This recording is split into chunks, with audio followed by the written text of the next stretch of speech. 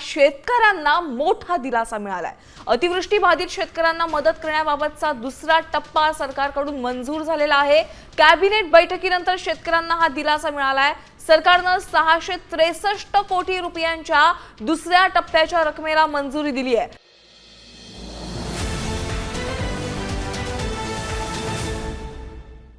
शेतकऱ्यांसाठी अतिशय महत्त्वाचं अपडेट आलेलं आहे, तरी व्हिडिओ सर्वांनी शेवटपर्यंत बघा। देशाचे साखर उत्पादन 150 लाख टनावरती पोहोचले असून महाराष्ट्राचा सिंहाचा वाटा, तसेच महाराष्ट्राने 64 लाख टन साखर तयार केली आहे।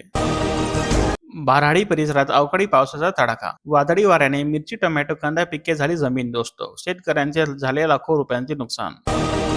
एकीकडे शेतकऱ्यांकडील कापूस संपतोय तर दुसरीकडे भाव वाढतोय। कापूस गाडीच्या भाववाढीमुळे परिणाम होत असून खासगी व्यापारी जादा भाव देऊन करत आहेत खरेदी। सीसीआयचा भाव 7 ते 7.5 हजारापर्यंत मिळत आहे, तर खासगी व्यापारी त्यापेक्षा 500 ते 700 रुपयेपर्यंत जास्त भाव देत आहे। बीड जिल्ह्यात वर्षभरात 256 शेतकऱ्यांची आत्महत्या, मयत शेतकरी कुटुंबांना तोकडी मदत दिली जात असल्याचा होत आहे आरोप। सोयाबीन, कापूस व तुरीच्या दरवाढीने शेतकऱ्यांच्या आशा पल्लवित झाल्या असून कृषी उत्पन्न बाजार समितीमध्ये सुविधांचा अभाव। काही बाजार समितीमध्ये तुरीला 9,000 रुपये, कापसाला 8,000 रुपये तर सोयाबीनला 5,000 रुपये भाव मिळत आहे। रब्बी हंगामातील बटाटा पिकातून विक्रमी उत्पादन मिळत असून कमी बाजार भावामुळे नफ्यावर मर्यादा, तसेच एका बियाण्याच्या पिशवी मागे 20 पिशव्या उत्पादन मिळाल्याने प्रयोग प्रेरणादायक ठरत आहे। बटाट्याला सरासरी प्रति किलो केवळ 10 रुपये दर मिळत असल्याने अपेक्षित आर्थिक लाभ होत नाही, अशी खंत शेतकरी व्यक्त करत आहे। मुंबई महानगरपालिकेमध्ये होणार भाजपचा महापौर, तर उद्धव सेनेलाही मतदारांची पसंत। भाजप आणि शिंदे सेनेला 118 जागा तर उद्धव सेना आणि मनसेला 70 जागा निवडून आल्या। पवारांचा एकीचा प्रयोग फसला तर पुणे सांस्कृतिक राजधानी भाजपचीच। भाजपला 120 जागा निवडून आणता आल्या, तर राष्ट्रवादी अजित पवार आणि राष्ट्रवादी शरद पवार यांना 29 जागा निवडून आणता आल्या। दर पडल्यामुळे मेथीमध्ये बकरा सोडण्याची आली शेतकऱ्यांवरती वेळ।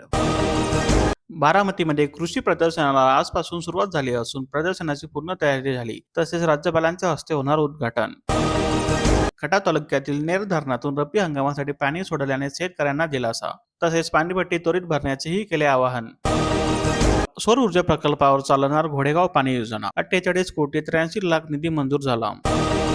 अक्कलकोट तालुक्यात गहू पिकाला तोरा आला असून तब्बल 14,000 हेक्टरवरती झाली होती पेरणी। उच्च प्रतीच्या 250 क्विंटल बियाणांचे 40% अनुदानानुसार वितरण करण्यात आले असून प्रत्येक कृषी सहाय्यकाने गावोगावी जाऊन शेतकऱ्यांना पेरणी, खत व्यवस्थापन, पाणी नियोजन आणि रोग नियंत्रणाबाबत मार्गदर्शन केले होते।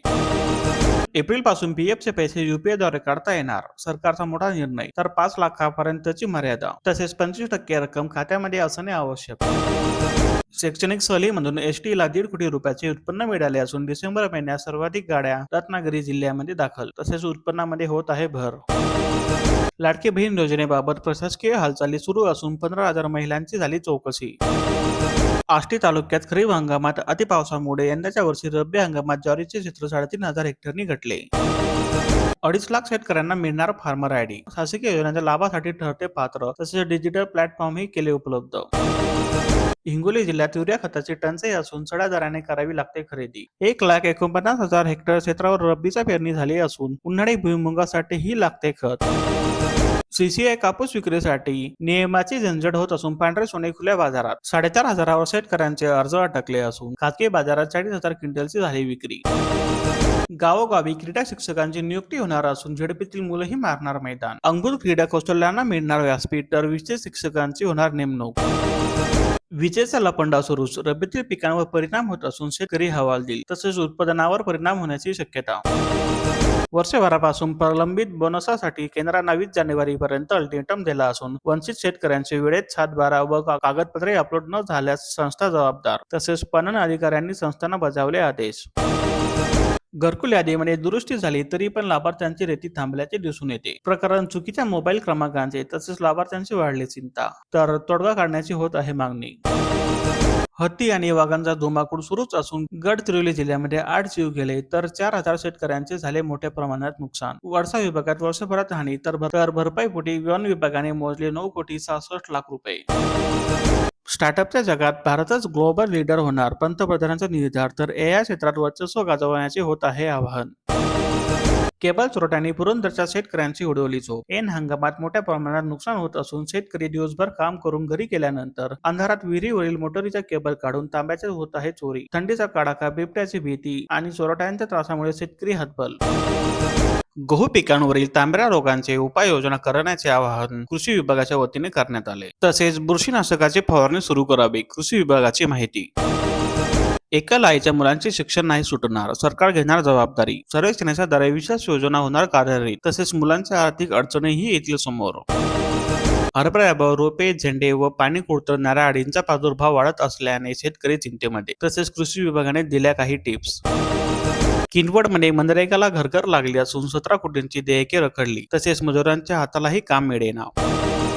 सेलू तालुक्यात कृषी विभागाच्या प्रभावी मार्गदर्शक व विविध शासकीय योजनेच्या सहाय्याने 3 वर्षात 500 एकरावर फुलवली फळबाग. फळबाग लागवडीसाठी शासनाकडून 100% अनुदान देण्यात येते. पेरू, संत्रा आणि मोसंबीला प्राधान्य असून शेतकरी आंतरपीक मधूनही घेत आहे उत्पन्न.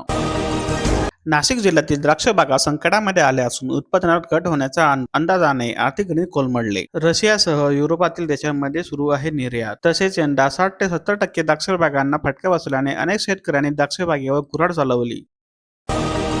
येवल्यातील केंद्रात शासकीय हमीभावाचे मका खरेदी केंद्र गुंडाळले असून उद्दिष्ट पूर्ण झाल्याने खरेदी ठप्प. केवळ 5000 क्विंटलच केली मका खरेदी. ज्वारीचे पीक भरले असून मात्र पेरा कटल्याने चारा टंचाई निर्माण होण्याची शक्यता आता शेतकऱ्यांनाही धास्तावते. सुकापूर्वी परिसरात शाळू आणि ज्वारी जोमात असून चारा पिकांची लागवड करण्याचे होत आहे आवाहन. हरभरा आणि गहू पिकांच्या स्पर्धेत तेलबिया पीक नामशेष होत असल्याचे समोर येत आहे. तसेच भाजीपाल्यांवर शेतकऱ्यांचा भर असून वन्य प्राण्यांचा होत आहे त्रास. असेच दररोज नवनवीन माहिती, बातम्या आणि बाजारभावासाठी आमच्या चॅनलला लाईक, शेअर आणि सबस्क्राईब करा.